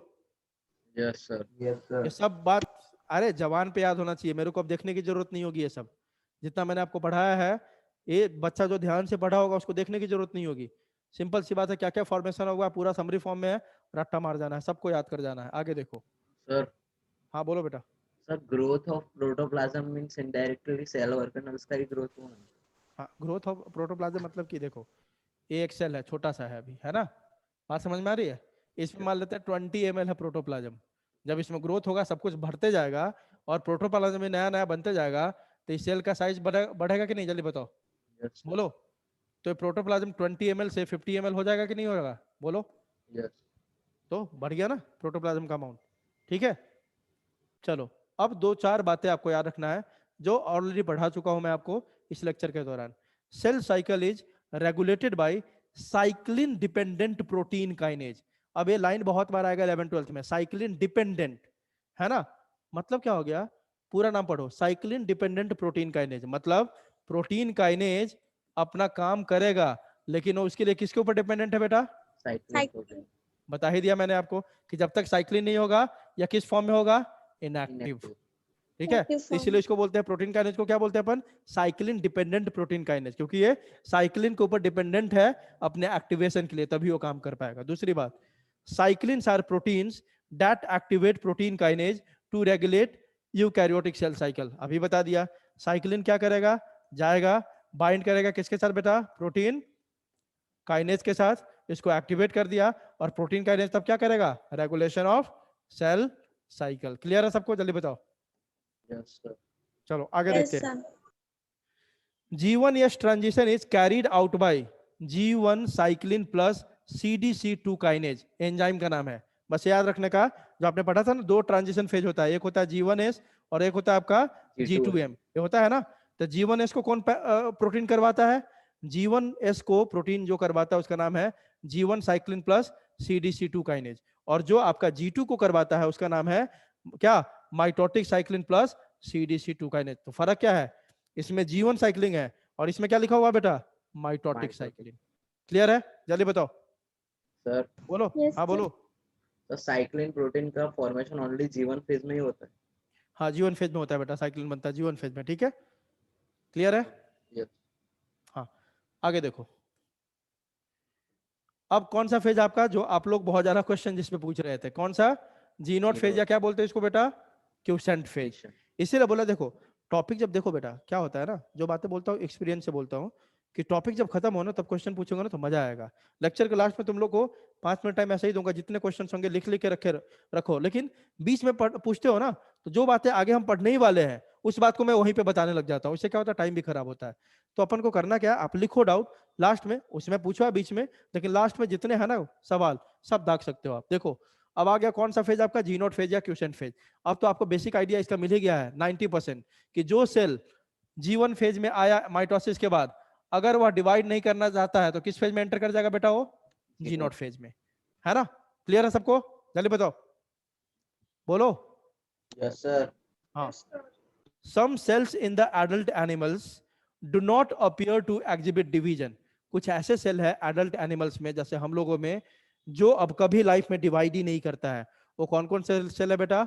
Heart cell and excellent nerve now cells. Cell, nerve cell, क्या बोलो? Heart cell and nerve cell. हाँ, ये कभी भी डिवाइड नहीं करेगा। अब हमारे लाइफ में कभी भी एक बार बचपन में जितना इसमें सेल है बन गया, कभी डिवाइड। फिर तुम्हारे मन में क्वेश्चन आना चाहिए, सर बचपन में तो बोलते हैं हार्ट का जो साइज होता है हमारे मुट्ठी भर होता है, फिंच है ना, तो फिस्ट के साइज का होता है हार्ट का। तो बच्चा का फिस्ट तो सर छोटा सा होता है, तो उसका छोटा सा हार्ट होगा। हमारा, मेरा मतलब मेरे मुट्ठी के बराबर हार्ट होगा। तो सर बढ़ कैसे गया? बच्चा में तो आपका इतना सा था, अभी इतना बड़ा हार्ट कैसे है? बेटा होता क्या है उसमें? सेल ग्रोथ करता है बस, डिवीजन नहीं करता है ये सब सेल। जैसे जैसे आपका एज बढ़ेगा, इस सेल में थोड़ा बहुत ग्रोथ होता है अप टू 18 और 19 या 20 इयर्स ऑफ एज, लेकिन उसके बाद ग्रोथ भी रुक जाता है, ये कुछ नहीं, बस मेटाबॉलिकली एक्टिव रहता है ना, लेकिन इसमें डिवीजन नहीं होता है। तो कुछ ऐसे सेल है एडल्ट एनिमल में जो कभी भी डिवाइड नहीं होता है, जिसका नाम है हार्ट सेल और नर्व सेल्स। और कुछ ऐसे सेल है, मेनी अदर सेल्स ऐसे है जो केवल ओकेजनली डिवाइड करता है, कभी कभी, जैसे कि skin cells, hair cells, parenchyma, ये सब है ना। ये ऐसे सेल है, ये हमेशा डिवाइड नहीं करता, जब जरूरत होती है तब डिवाइड करता है। बाकी सेल्स हमेशा, जैसे आरबीसी है, ये सब है, वो सब तो हमेशा आपका सेल साइकिल में ही रहता है, वो जीनोट फेज में नहीं आएगा, है ना। जो स्किन सेल है, जब आपकी स्किन जाएगी तो ही आपको जरूरत है, हेयर जब हटाओगे तो ही हेयर सेल्स की जरूरत है। तो जब तक जरूरत नहीं हो, ये सब तो परमानेंटली जीनोट फेज में होता है, याद रखने का। हार्ट सेल और नर्व सेल्स परमानेंटली किस फेज में होता है बेटा? परमानेंटली किस फेज में है? G0 जी नॉट लेकिन में, जीनोट क्योंकि फेज में वो उसको, हाँ ग्रोथ कैसे करेगा? हाँ, क्या क्या क्या? जीनोट फेज में ग्रोथ कैसे होगा? जीनोट फेज में ग्रोथ कैसे? जीनोट फेज में मतलब क्या? अरे जब तुम्हारा बच्चा था तुम, ठीक है, यह क्या हुआ यहाँ पे? सेल आपका हार्ट सेल्स का ग्रोथ हो गया बच्चा में। मान लो अभी तो बताया कि आपके अंदर अगर 50 सेल है, तो जितने भी बड़ा होगा ना, आप में 50 सेल ही रहेगा। देखो अभी एक लाइन बताऊंगा, सुनते जाओ। जीनोट फेज का मतलब बेटा यह नहीं होता, याद रखने का, कि यहाँ पे सेल जाके इनएक्टिव हो गया, ऐसा नहीं है। जीनोट फेज का मतलब यह नहीं है, इनएक्टिव नहीं होता सेल आपका। यहाँ पे भी सेल क्या रहता है आपका? जल्दी बताओ। Metabolically metabolically active. एक्टिव रहता है। आप खुद से सोचो ना यार, कॉमन सेंस लगाओ ना, कि अगर हम बोल रहे हैं कि हमारा हार्ट सेल्स और nerve cells permanently G2 phase में, जी नॉट फेज में है, और अगर हम यह बोलते हैं कि वह इनएक्टिव है जी नॉट फेज में, इसका मतलब तुम्हारा ब्रेन काम ही नहीं करना चाहिए, तुम्हारा हार्ट काम ही नहीं करना चाहिए। क्या तुम्हारा हार्ट इनएक्टिव है? जल्दी बताओ। क्या तुम्हारा ब्रेन इनएक्टिव है? बोलो। सर इफ ग्रो करेगा ये cell, heart cell and nerve cell, तो सर उसका कैरियोप्लाज्मिक रेशियो डिस्टर्ब नहीं हो जाएगा? बिल्कुल नहीं होता है, क्योंकि इसमें ग्रोथ कैसा होता है? देखो, साइज बढ़ाने के लिए ग्रोथ होता है। इसमें क्या हो रहा है? डबलिंग थोड़ी ना हो रहा सब कुछ का। साइज बढ़ाने के लिए मतलब ये मेटाबॉलिकली एक्टिव है सेल। मेटाबॉलिकली मतलब रेस्पिरेशन अपना कर रहा है ना, अपने सेल को न्यूट्रिशन दे रहा है, जो जरूरी काम है वो कर रहा है। ये ऑर्गेनल सबका डुप्लीकेशन थोड़ी कर रहा है, कि जैसे तुम्हारा बच्चा का हार्ट इतना सा है, इतना बड़ा हो गया तो भी कितना हुआ? इतना हुआ। ऐसा थोड़ी कि हार्ट इतना बड़ा हो गया। बात समझ में आ रही है क्या बोल रहा हूँ? जल्दी बताओ, यस। बोलो। यहाँ पे ग्रोथ का मतलब बस इतना है कि अपने को सरवाइव करने के लिए अपना अपना काम, जो रेस्पिरेशन है, न्यूट्रिशन है, वो सब करता रहेगा, ताकि ये क्या रहे? एक्टिव रहे, जिंदा रहे। बात समझ में आ रही है? ऐसा नहीं कि यहाँ पे ग्रोथ ऐसा हो रहा है कि आपका बच्चा का हार्ट इतना छोटा सा था, अभी भी आपका इतना ही बड़ा हार्ट है, ऐसा नहीं कि ये इतना बड़ा हो गया। बात समझ में आ रही है? बोलो। Yes sir. हाँ, तो देखो, बात समझो अब। हाँ बेटा बोलो। सर उसमें साइक्लिक प्रोटीन नहीं होगा तो है ना, एक्टिव मोड में कैसे होगा वो? आपकी आवाज नहीं आ रही, थोड़ा जोर से बोलो। सर बोलो। ऐसा पूछ रही हूँ कि साइक्लिक प्रोटीन उसके अंदर होता है जी नॉट फेस में?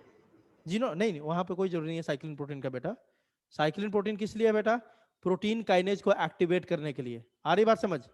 है तो ना। सर वो खाली सेल डिवीजन के टाइम पे ही चाहिए होता है बस हाँ, ऐसे? सेल डिवीजन के टाइम पे, जब सेल डिवाइड करना है, प्रोटीन काइनेज को एक्टिवेट करना है, तो साइक्लिन प्रोटीन का फॉर्मेशन होगा। ठीक है, क्लियर है? बोलो। Yes sir. हाँ, तो देखो, तो कुछ सेल तो ऐसे हैं हमारे अडल्ट एनिमल में जो कभी भी डिवीजन ही नहीं करेगा, वो परमानेंटली जी नॉट फेज में चला जाता है, जैसे हार्ट सेल और आपके नर्व सेल्स। कुछ ऐसे सेल्स, दूसरे सेल है, जो कभी कभी ही डिवाइड करता है जब हमारे बॉडी को जरूरत होती है, जैसे कि स्किन सेल और हेयर सेल्स और पैरेन्काइमा। मतलब क्या हो गया बेटा? मतलब ये हो गया, जी नॉट फेज में दो टाइप के सेल मिल गए। एक तो जो परमानेंट वहीं पे होता है, है ना। परमानेंटली कहाँ होता है बेटा, जल्दी बताओ, जी जल्दी नोट, बोलो, जी नोट, कहाँ होगा परमानेंटली, जी नोट में। और एक ऐसा है जो कैसा होगा, टेम्पररली। आ रही बात समझ, एक परमानेंट होगा, एक कैसा होगा बेटा, टेम्पररली, है ना। परमानेंट का एग्जांपल बता दो, heart and nerve cells, heart cells and nerve cells, nerve cells. Nerve cells, ये परमानेंटली G2 फेज में होते हैं। और टेम्पररी कौन होता है आपका, स्किन सेल्स, हेयर सेल्स, ये सब क्या है, टेम्पररी। टेम्पररी मतलब जब इसको जरूरत पड़ेगा फिर तुरंत जी नोट से निकलेगा और कहाँ एंटर कर जाएगा, जीवन में, और अपना काम शुरू कर देगा। आई बात समझ, जल्दी बताओ, बोलो। Yes, sir. हाँ, चलो देखो, वही लिख रहा है कि many other cells divide only occasionally, for example skin cell, hair cell, parenchyma, as needed to replace cells that have been lost because of injury और सेल डेथ, है ना। ये जो स्किन सेल है, हेयर सेल्स है या parenchyma है, ये सब कब आएगा, जब आपके बॉडी को उसकी जरूरत है। जब मान लो कि आपका स्किन जैसे किसी इंजरी से या कोई आपके स्किन सेल्स डेड हो गए हैं, है ना, उसके कारण लॉस्ट हो गया, उसको रिप्लेस करने के लिए सब जी नोट से बाहर निकल के जीवन में आता है। फिर जैसे ही नया सेल बना फिर से कहाँ एंटर कर जाएगा, जी नोट में। क्लियर है, बोलो जल्दी, बोलो यस Yes, सर, sir. आगे। तो ये जो भी सेल्स है आपके, स्किन सेल या हेयर सेल या parenchyma, heart cell, nerve cell, जो अब डिवाइड नहीं करना चाहता है, that do not divide further, exit G one phase to enter an inactive stage in reference to cell division called quiescent stage of the cell cycle.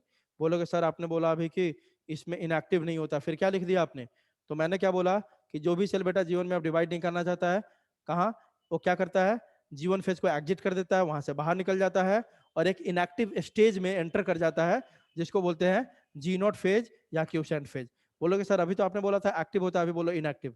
Inactive किस reference में बोल रहा हूँ बेटा, देखो तो, in reference to cell division, cell division. Inactive इसलिए बोल रहा हूं कि यहाँ पे सेल डिवीजन नहीं होगा। आई बात समझ, जल्दी बताओ। लेकिन सेल Yes, क्या होगा, मेटाबॉलिकली एक्टिव होगा। देखो, cells in this stage remain metabolically active. NEET का क्वेश्चन है कि cells in G naught phase remain metabolically inactive और मेटाबॉलिकली एक्टिव, क्या बोलोगे, metabolically active, metabolically active, active. याद कर लेना, जब भी आपको कंफ्यूजन हो ना, याद कर लेना कि मेरा हार्ट सेल, मेरा नर्व का सेल, सब तो उसी में है। इनएक्टिव होगा तो हम जिंदा कैसे रहेंगे। इसलिए क्या बोलना है, जो भी सेल्स जी नॉट फेज में है, क्या है आपका, मेटाबॉलिकली एक्टिव है, ठीक है। But no longer proliferate, proliferate मतलब डिवाइड। हाँ, ये सारे सेल्स में मेटाबॉलिकली एक्टिव है, लेकिन अभी क्या कर रहा है, क्या नहीं कर रहा है अभी, जल्दी बताओ, डिवीजन नहीं कर रहा है ना। Unless called on to do so depending on the requirement of the organs. कब तक डिवीजन नहीं कर रहा है, जब तक हमारे बॉडी उसको बोलेगा नहीं कि चल भाई स्किन हट गया मेरा, जी नॉट से बाहर निकलो, तुम्हारा आराम खत्म, जीवन में आओ और डिवाइड करो और मेरे लिए न्यू स्किन सेल्स बनाओ। क्लियर है बेटा, जल्दी बताओ। Yes sir, Yes, sir. अब खुद से बताओ, जी नॉट फेज में थोड़ा आप दिमाग लगाओ तो पता चलेगा कि कितना तुम लोग, पता चलेगा कैसा बैच है।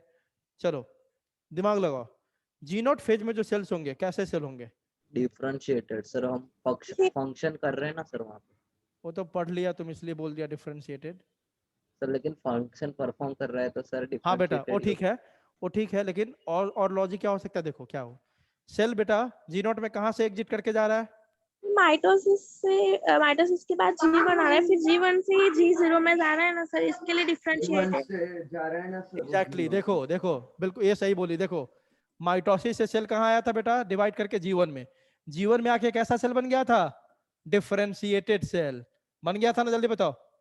यस सर, और यही सेल तो इसमें एंटर कर रहा है फिर, तो जी नॉट में भी कैसे सेल होंगे बेटा, जल्दी बताओ कैसे सेल होंगे, बोलो। Differentiated, differentiated sales. अरे कॉमन सा, वो भी सही आंसर किया था जो दूसरा बच्चा था, कि तभी तो आपका हार्ट काम कर रहा है, नर्व सेल्स काम कर रहा है, क्योंकि मच्योर है तभी तो काम कर रहा है ना। तो सीधी बात, जी नॉट में कैसे सेल होंगे, डिफरेंशिएटेड सेल होंगे। क्लियर है सबको, जल्दी बताओ। यस सर, अब यही क्वेश्चन आया था नीट में, cells in G naught phase suspend the cell cycle, terminate the cell cycle, exit the cell cycle. Answer क्या है बेटा, suspend the cell cycle. Answer क्या है बोलोगे सर, आपने यहाँ पे लिखा है एग्जिट, ये एनसीईआरटी का लाइन है, एग्जिट में लिखा जरूर है, लेकिन एग्जिट में क्या लिखा है, जी नॉट फेज लिखा है कि जीवन लिखा है, जल्दी बताओ। जीवन, जीवन। तो क्वेश्चन आ जाए सेल्स इन G1 फेज, तब क्या आंसर हो जाएगा जल्दी बताओ? Exit the cell cycle. और क्वेश्चन हो सेल्स इन G0 फेज, तब क्या आंसर होगा जल्दी बताओ? Suspend the cell cycle. Suspend मतलब अभी वो काम को सस्पेंड किया हुआ है, लेकिन जब जरूरत होगा तो फिर से काम करना शुरू कर देगा। आई बात समझ? जल्दी बोलो। यस Yes, बोलो। sir. इस क्वेश्चन को सर, याद रखो, लेकिन 2019 में आया था, बहुत बच्चों ने गलती किया था इसका, सबने सर आंसर कर दिया था एग्जिट द सेल साइकिल। ठीक है सर हाँ बेटा। सर सस्पेंड जीवन फेज भी बोल सकते हैं ना सर, वहां पे भी एंटर कर ही सकते हैं ना? सस्पेंड नहीं बोल सकते जीवन फेज को, एग्जिट जीवन। देखो कहां से निकला था ये सस्पेंड और एग्जिट में, बात समझो। ये जीवन से क्या हुआ, एग्जिट किया, एग्जिट करके कहा एंटर किया? G0 में। जीवन से बाहर निकल गया था ना ये, है ना? जो एक बार एग्जिट कर गया ना, वहां क्या होगा, फिर इसका एग्जिट हम बोल दिया हमने, तो यहाँ पे क्या होगा, ये डिवीजन नहीं कर सकता। इसका मतलब सस्पेंड मतलब क्या होता है कि ये सेल डिवीजन कर सकता है। बस किया क्या है, G0 फेज में जाके क्या कर दिया आपने, एक्टिविटी को क्या कर दिया बेटा जल्दी बताओ? सस्पेंड कर दिया है थोड़े टाइम के लिए। सस्पेंड मतलब G0 फेज में जो भी सेल होगा, आपने एक्टिविटी को क्या करके रखा है, सस्पेंड करके रखा है। सस्पेंड मतलब रोक के रखा है, लेकिन जैसे ही जरूरत होगा फिर से क्या होगा, जीवन में घुसेगा और अपने एक्टिविटी को क्या कर लेगा जल्दी बताओ? रिज्यूम कर लेगा। आई बात समझ? सर लेकिन लेकिन जीवन फेज में जो एक्टिविटी है उसको भी सस्पेंड करके ही रखा है ना, जब टाइम आएगा तब वो वहां पे रिज्यूम कर लेगा ना? जीवन में जो भी सेल हो, आपने एक्टिविटी को सस्पेंड करके क्यों रखेगा ये बताओ? सर वहां पे प्रोटीन फॉर्मेशन नहीं होगा, डीएनए के लिए जो रिक्वायरमेंट है वो भी फॉर्मेशन नहीं होगा। कब जी जीवन नोट फेज, जीवन जी में? नोट फेज, जी नोट फेज। हाँ तो G0 में क्या सस्पेंड क्या हुआ, इसी को तो सस्पेंड बोलते हैं भाई। तुम अपने काम को नहीं कर रहा है अभी, है ना, तो उसको क्या बोल दिया, सस्पेंड। अपना इसका मेन काम क्या है सेल का, डिवाइड करना। यहाँ पे जो भी एग्जिट और सस्पेंड किसके रेफरेंस में हो रहा है भाई, डिवीजन के रेस्पेक्ट में, है ना। तो सेल यहाँ पे क्या कर रहा है, मेटाबॉलिकली तो एक्टिव है लेकिन डिवीजन कर नहीं रहा है। मतलब क्या है, अपने डिवीजन की एक्टिविटी को सस्पेंड किया हुआ है। जब तक जीवन में है तब तक क्या कर रहा है, देखो सिंपल सी बात है, इतना कॉम्प्लिकेट चीजों को मत करो, सिंपल सी बात है, ये जीवन से बाहर निकल रहा है कि नहीं जल्दी बताओ? यस बोलो, सर, यस, जीवन से बाहर निकल रहा है कि नहीं, बोलो। Yes sir. तो बाहर निकलने के लिए कौन सा टर्म यूज करते हैं अपन, एग्जिट। एग्जिट। तो जीवन से एग्जिट किया है, ठीक है, G0 में आ गया। क्या है ना, तुम लोग छोटा सा टॉपिक है, तुम लोग ज्यादा माथा लगा रहा है, दिक्कतें है ज्यादा। अगर इतना फालतू माथा लगाओगे ना, नीट क्लियर नहीं हो पाएगा, पहली बात। क्योंकि लॉजिकल सोचो, यही मैं बोल रहा हूँ, जितना सोचना चाहिए उतना ही सोचना है। अगर हम हर बात में लॉजिकल सर ऐसा ऐसा हो रहा है, नहीं सीख पाओगे बायोलॉजी कभी, क्योंकि इतना दिमाग नहीं लगता बायो में, है ना। जब यहाँ से बाहर आ रहा है हम बोलने के लिए, अब सस्पेंड और एग्जिट पे चाहे तो आधा घंटा हम बात कर सकते हैं, लेकिन यहाँ सारी बात हो रही है डिवीजन के रेस्पेक्ट में। यहाँ पे अपने डिवीजन को सस्पेंड किया हुआ है, जीवन से सेल बाहर निकल रहा है, इसलिए इसके लिए एग्जिट टर्म यूज करते हैं, ठीक है। या इंग्लिश का क्लास तो है नहीं, तो लॉजिकल आप ये करो, ठीक है, कि G1 फेज से सेल एग्जिट करता है, लेकिन G0 फेज में जो सेल्स होते हैं क्या करता है, अपने साइकिल को सस्पेंड करके रखता है। मतलब यह अपने डिवीजन को रोक के रखता है। जब तक ये G1 में नहीं आएगा तब तक ये अपने एक्टिविटी को फिर से रिज्यूम नहीं करेगा, सिंपल सी बात। तो याद क्या रखना है, सेल्स इन G0 फेज क्या याद रखोगे, suspend the cell cycle, exit जल्दी बोलो? सस्पेंड। सस्पेंड। और सेल्स इन G1 फेज क्या बोलोगे, एग्जिट द सेल साइकिल, ठीक है, क्लियर है, जल्दी बताओ? Yes sir. चलो उसके बाद आगे देखते हैं, टाइम हो गया आपका। अब क्वेश्चन पूछो, कोई डाउट है तो पूछो सब लोग, जो डाउट है। हाँ बोलो। वो कौन से फेस में बनता है?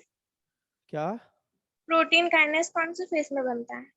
प्रोटीन G2 में भेजा, वो अभी आएंगे, कल पढ़ेंगे अपन, इस फेज में सर बनेगा। हाँ बोलो। जीवन जो चेक पॉइंट है सर, तो उसमें आपने लिखा था ना कि हाँ। उसमें साइक्लिन प्रोटीन और प्रोटीन काइनेस चाहिए, पर वो तो G2 में ही बनता है ना सर? बेटा एक चीज बताओ, वही मैं बोल रहा हूँ कि तुम लोग मतलब क्या लॉजिक लगाते हो यार। एक चीज बताओ, डीएनए तुम्हारा किस फेज में बनता है बेटा? S phase. लेकिन डीएनए तुम्हारा सब सेल में होता है कि नहीं होता है? Yes sir. हाँ, जो G1 फेज में जो, सुनो तुम्हारा बता रहा हूँ कि कैसे सोचना चाहिए, इसलिए मैं बोल रहा हूँ कि तुम लोग क्वेश्चन लॉजिक से नहीं पूछते। एक चीज बता, देखो G1 में जो सेल है उसमें डीएनए है कि नहीं बेटा, ये बताओ? है सर। है ना, लेकिन डीएनए बनता तो इस फेज में बेटा, तो फिर G1 वाले सेल में कैसे है? बात समझे क्या लॉजिक बता रहा हूँ मैं, बात समझ में आई? Yes sir. जो भी चीज हमारे बॉडी में बनता है बेटा, वो ऐसा थोड़ी है कि बन रहा है खत्म हो रहा है, वो हमारे बॉडी में बन के सर्कुलेट होता है सब जगह, है ना, हर सेल्स में प्रेजेंट होता है। न्यू डीएनए यहाँ बन रहा है, न्यू प्रोटीन काइनेज यहाँ बन रहा है, जो पहले से बना है वो सब है कि नहीं, जल्दी बताओ, बोलो बोलो, यस सर। अरे बोलो बेटा, जो पूछी थी। है।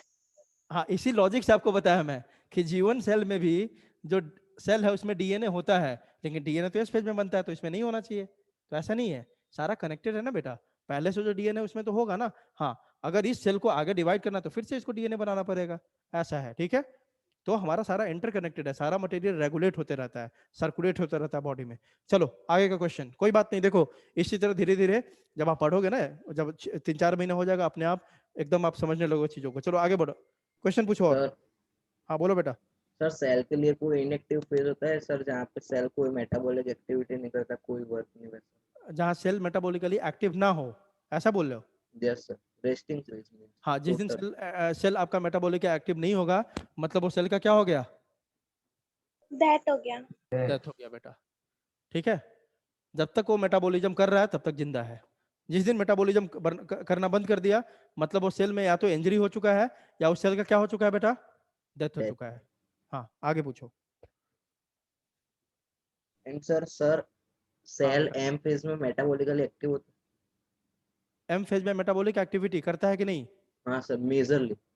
देखो सुनो, मेटाबॉलिक एक्टिविटी क्या होता है बेटा, काम, सीधी बात समझो, सिंपल लैंग्वेज में। एंजाइम्स, हाँ हार्मोन्स, सुनो, प्रोडक्ट्स। मेटाबॉलिक एक्टिविटी मतलब होता है बेटा काम। तो एम फेज में डिवाइड कर रहा है कि नहीं कर रहा है सेल, जल्दी बताओ। यस तो काम कर रहा है कि नहीं कर रहा हो, बोलो। यस। बिल्कुल मेटाबॉलिज्म करता है। आगे अगला क्वेश्चन। सर अगर सेल जीवन फेज में आया तो कंपलसरी सेल ग्रोथ होगा ना सर?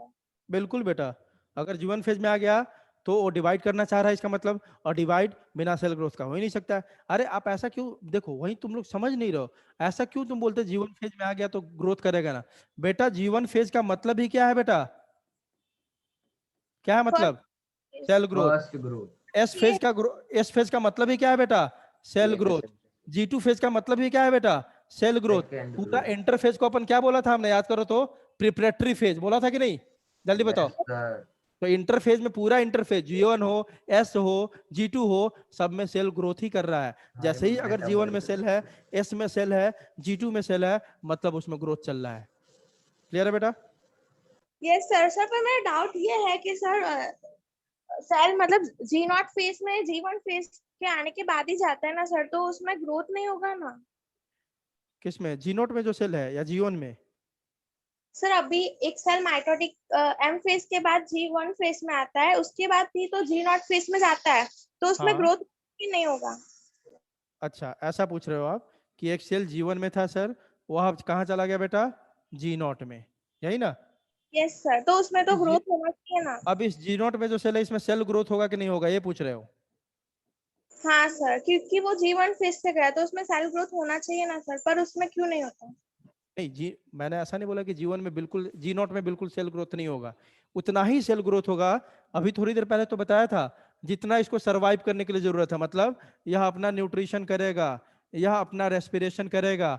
आ रही बात समझ, जल्दी बोलो, यस। है ना, ये सब काम तो ये करेगा ही करेगा, ठीक है, लेकिन ये अपने मटेरियल को डबल डबल नहीं करेगा। आ रही बात समझ, जल्दी बोलो बोलो। Yes sir.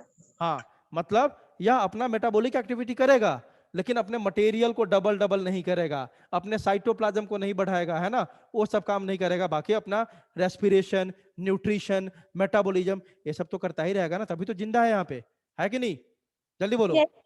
और जैसे ही डिवाइड करना होगा, जैसे ही डिवाइड करना होगा, या फिर से इसमें एंटर करेगा और फिर अपना ग्रोथ शुरू कर देगा। ग्रोथ शुरू करके एस फेज में जाएगा, एस में जो अपना काम है डीएनए सिंथेसिस वो करेगा, फिर G2 में जाएगा, फिर M में जाएगा, फिर डिवाइड होगा। क्लियर है? Yes sir. बोलो। हाँ आगे। सर हाँ बोलो। Sir as heart cell and nerve cells divide नहीं करते सर, उनका कोई एवरेज लाइफ स्पान होता है? हाँ, जिस दिन खत्म हो गया उस दिन उसकी लाइफ स्पैन खत्म हो गई, सर मीन्स है ना। एवरेज होता है कोई? ना ना, कोई एवरेज नहीं होता है, उसका एवरेज निकाल लिए तो फिर देखो, ह्यूमन का लाइफ स्पैन होता है आपका 65 से 70 साल, ठीक है। आप जिस दिन खत्म हो गए उस दिन हार्ट का लाइफ स्पैन खत्म हो गया, उसका लाइफ स्पैन, वो सबका हार्ट का लाइफ स्पैन जब तक आपका जीवन है तब तक है। वो आरबीसी ये सब नहीं है कि 120 दिन में खत्म हो गया नया बन गया, ठीक है। हार्ट जिस दिन थोड़ा भी इधर उधर हुआ कहानी खत्म हो गई। आगे पूछो। क्योंकि आप देखते होंगे कोई कोई आदमी 100 साल भी जिंदा रहता है, कोई 20 साल में ही मर जाता है, कोई 50 साल जिंदा रहता है, कोई 110 साल भी जिंदा रहता है कि नहीं? जल्दी बताओ, बोलो बोलो। Yes sir. तो हार्ट इन सब का कोई लाइफ स्पैन नहीं होता है बेटा। आगे हो गया, क्लियर है सबको? चलो, तो अगले लेक्चर में आने से पहले सब लोग रिवीजन करके आओगे, क्योंकि अगले लेक्चर में मैं पूछने वाला हूं सबसे कि अभी तक क्या क्या पढ़ाई हुई है। मतलब आपको कहां तक जीवन फेज पूरा कंप्लीट करके आना है। क्या कंप्लीट करके आना है? पूरा G one phase, up to G one phase सब लोग पढ़ के आएगा। क्लियर है सबको? बोलो। Yes yes sir. हाँ, जीवन फेज तक सब लोग खत्म करके आएगा। प्रिया दोषी बेटा, समझ में आता है आपको या नहीं आता है? जल्दी बताओ। Yes sir. देखो, ऑनेस्ट फीडबैक होना चाहिए, जिसको नहीं आता है वो भी बोल कल सकता है हाँ सर लेक्चर नहीं है, आता। हाँ चलो, कल लेक्चर है। कल आपका बेटा लेक्चर नहीं है, आपका लेक्चर अब है मंडे को, ठीक है? Yes sir. हाँ मंडे को लेक्चर होगा। और डाउट ऐसा हो तो आप पूछ सकते हो, लेकिन देखो थोड़ा बेसिक्स ग्रो करो, और है ना, ये बहुत अच्छी बात है। क्योंकि देखो आप लोग 10th में थे ना अभी, तो 10th में आपने बहुत कम पढ़ रखा है, तो आप लोग जो डाउट पूछते हो उससे दिखता है कि अभी इमैच्योरिटी लेवल है, और बिल्कुल होनी भी चाहिए, क्योंकि तुम लोग पूरे रॉ हो अभी, अभी तुरंत अभी पढ़ना शुरू किया है पूरे डिटेल में बायोलॉजी को। तो बिल्कुल डाउट पूछो, ऐसे पूछोगे ना तो धीरे धीरे आप खुद देखोगे कि 1-2 महीने में ना आपके जवाब, मतलब क्वेश्चन जो होंगे ना बहुत सटीक होने लगेंगे, है सर ना? पीपीएलओ का साइज क्या है? किसका?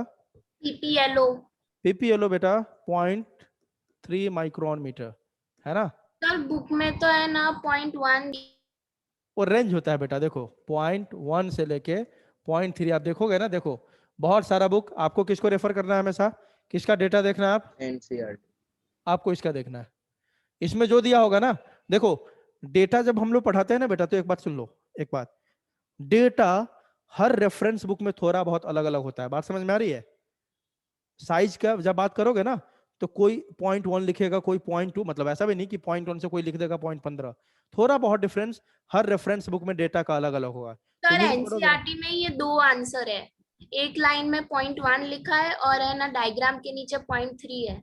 हाँ तो बेटा वही मैं बोल रहा हूँ कि ये रेंज होता है 0.1 से कितना, 0.3, ये रेंज होगा। आपको ऑप्शन में कुछ भी दे सकता है, 0.1, 0.2, 0.3।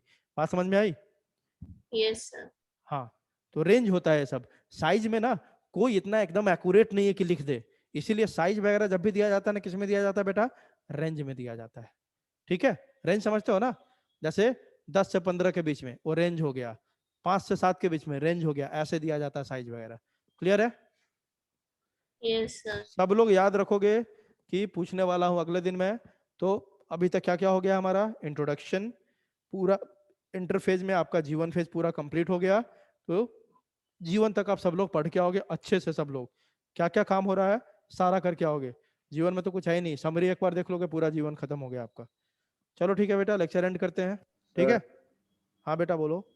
Sir you blood donor, sir universal donor है ना जिसका ब्लड ग्रुप ओ हो?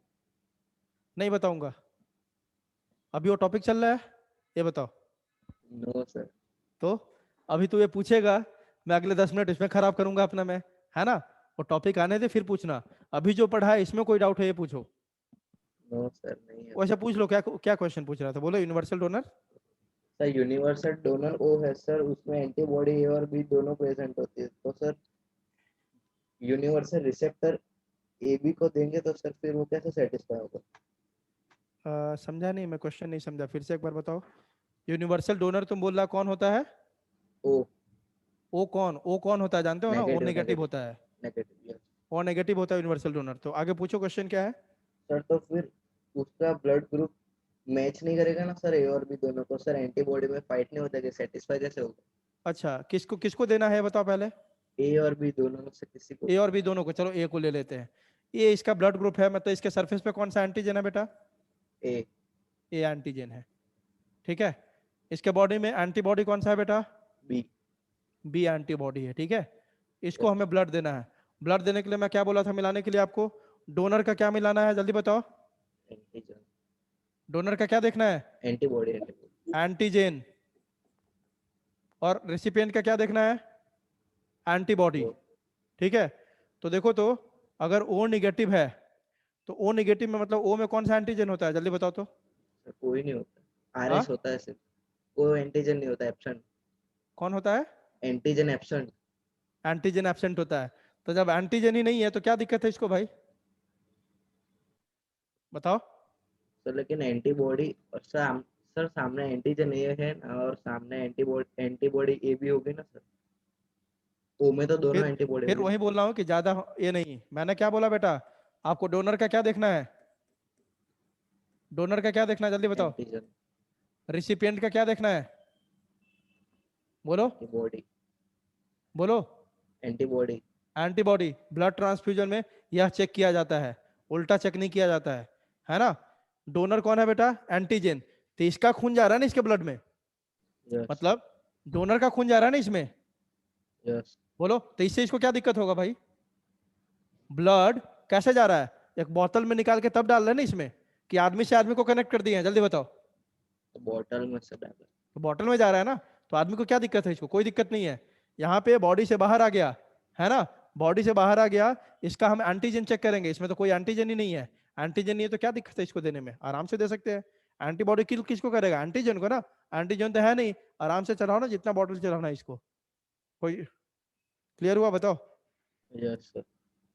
हाँ बेटा। सर लेकिन वो क्वेश्चन ये था कि सर इसके पास एंटीबॉडी ए भी होती है, तो सर वो एंटीजन ए को किल नहीं करेगी ऐसा इसके पास एंटीबॉडी ए होता है, किसके पास होता है सर? एंटीबॉडी? ओ के पास तो दोनों एंटीबॉडी होते हैं ना, ए और बी दोनों, तो सर हाँ, इसके इसके पास पास ए एंटीबॉडी होती है, तो सर वो इसका एक, एंटीबॉडी ये होता है। अच्छा, एंटीबॉडी एंटीबॉडी को किल नहीं करेगा ये बोल रहा है? सर एंटीजन ए को। अरे भाई, फिर घूम फिर के उसी बात पे आता है। डोनर का क्या मिलाना है हमें? Antigen, antigen. रिसिपिएंट का क्या देखना है हमें? एंटीबॉडी। वो कभी भी वो ऐसा नहीं होता है कि डोनर का तुम एंटीबॉडी मिला लिया फिर कोई किसी को ब्लड ही नहीं दे पाएगा। आ रही बात समझ? यस या बॉटल में निकाल लिया ना तुमने, जैसे ही हमने बॉटल में बाहर निकाला इसको, ठीक है, इंसान इससे थोड़ी अफेक्ट हो रहा है। इसको तुम चढ़ाओ, इसको आराम से ब्लड ले गए। बात समझ में आ रही है? ऐसा कभी नहीं होता कि रिसिपिएंट का ब्लड अटैक कर दे डोनर को। आ रही बात समझ? यस बोलो। यस एक ही सर। फॉर्मूला याद रखो, ज्यादा अगर दिमाग लगाओगे तो सब सवाल गलत करके आओगे। एक ही फॉर्मूला याद रखो। डोनर का क्या देखना है? एंटीजन। रिसिपिएंट का क्या देखना है? एंटीबॉडी। एंटीबॉडी। बस इतना याद रखो, एक्स्ट्रा माइंड नहीं लगाने का। चलो आगे बताओ। चलो ठीक है, लेक्चर एंड करें, बहुत टाइम हो गया। चलो लेक्चर एंड करते हैं अब।